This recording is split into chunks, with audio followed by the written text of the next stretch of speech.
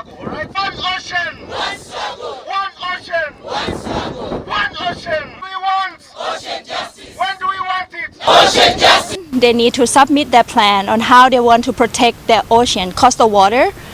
And what we've seen from our global report that's just been released last week, we have seen that countries are very slow in terms of implementing their protection plan to protect the biodiversity lot.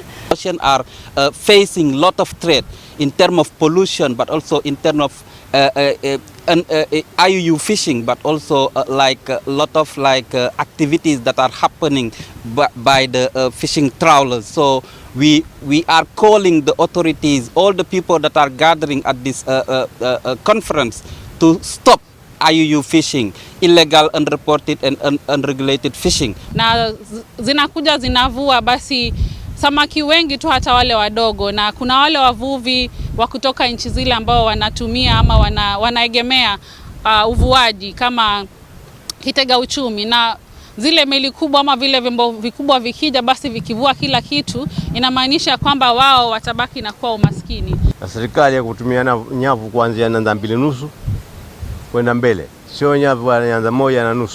Hii na samaki wadogo inaharibu mazingira, na nyavu hizi ambazo zinatoa kwenye mawe coral, zikivutwa zinachukua paka mayai ya samaki, kwa hivyo samaki wanaangamia.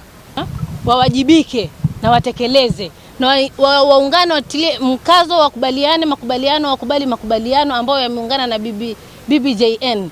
Sasa pia vile tunataka sisi kama vijana wa kulinda wa pwani, kutoka pwani, tunataka hizi meli kubwa zisitishwe kuvua kibiashara. Kwa sababu gani? Zinaumiza sisi wavuvi wanaotoka pwani ambao wanatumia mbinu za jadi za kuvua samaki.